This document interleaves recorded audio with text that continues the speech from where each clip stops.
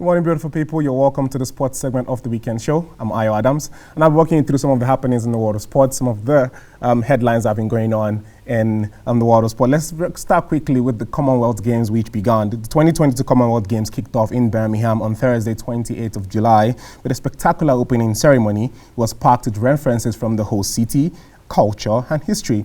The ceremony at the Alexander Stadium featured a giant raging bull, a Union Jack made from 72 cars, and a 72 powerful speech from activist Malala Yousafzai.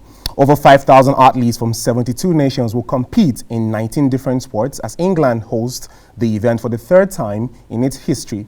Events are now running across 11 days in total until Monday, 8th of August, when the closing ceremony will bring the Commonwealth Games to a conclusion and pass the baton to the 2026 host, Victoria in Australia. While our very own team Nigeria got off to a very perfect, impressive start with a table tennis event at the 2022 Commonwealth Games started in Birmingham. Veteran ping ponger Edem Offiong won our first singles event 3-0, scoring 11-1, 11-2, 11-3 against Cumberbatch of St. Vincent and the Grenadines. Tosin Oribamiche also defeated our opponent 11-2, 11-3, 11-2. In the men's singles, Aruna Quadri, the veteran, cruised into the next round after a 3-set win against South Africa Jones Sean. Quadri won his game 11-6, 11-3, 12-10. Moving on, let's shift gears to one of the stories that caught the headlines and happened to all the Nigerians across the world. We gladly and graciously celebrated how Tobi Amusan took gold at the World Athletics and Oregon 2022. It was a remarkable feat for our Nigerian. Tobi Amusan made history on Sunday. The 25-year-old athlete won the 100 meters hurdles gold at the World Athletics Championship, marking it as Nigeria's first gold medal in this competition. She broke the world record with 12.12 seconds in the semifinals, only to go into the finals and smash it again, winning gold. And Nigerians across the world, major organizations celebrated Tobi Amusan. She was not the only one. Ese Brume also came out on top with bronze. And they are all they're going to be participating in the Commonwealth Games, hoping to bring back another medal. Moving on, let's shift gears into football. We're going to Rome, Italy, as Roma welcomed their new signing, agent signed Paulo Dybala, in a very, very grand style. Paulo Dybala received a hero welcome with 8,000 Roma fans present. Fans gathered across the Square Coliseum on Tuesday evening for the players' unveiling. Fans lined in the streets of the Italian capital as the club presented their latest signing. Roma managed to secured Dybala's signature ahead of the Serie A season when they took the player brilliantly from Inter Milan and Napoli.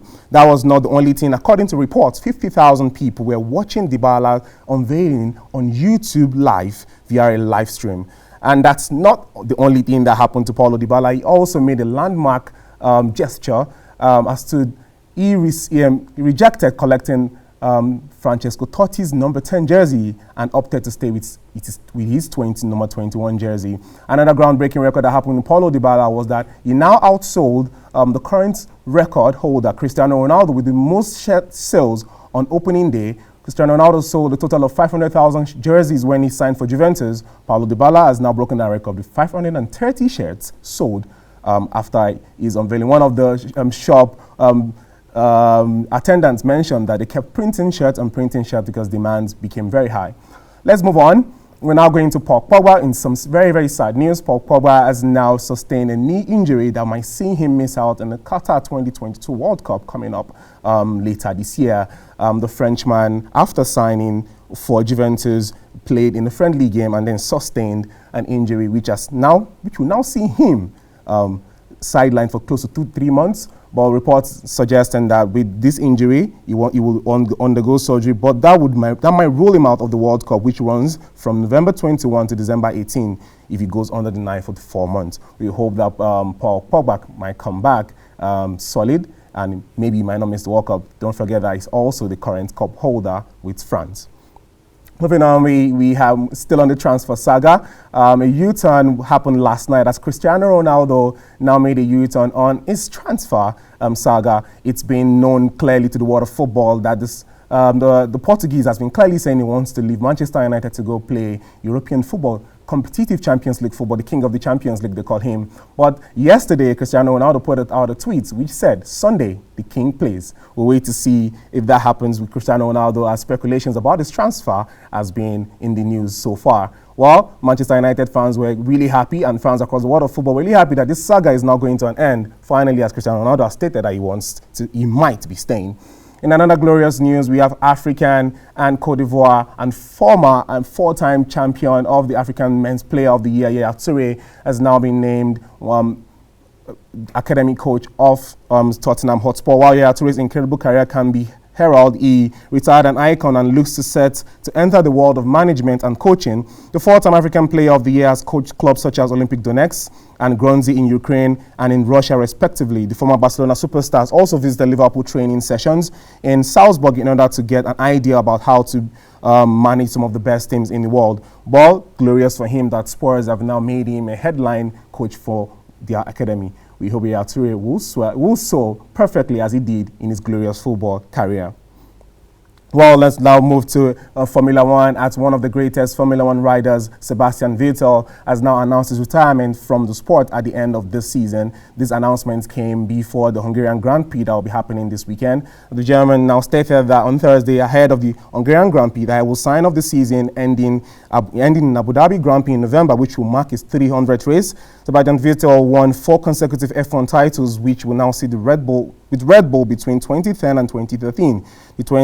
The 35-year-old German will now see the end of his season career end with Aston Martin, but he will be retiring at the end of the season. And finally, on boxing, our very own Anthony Joshua and Usyk fight part 2 is now dated for August.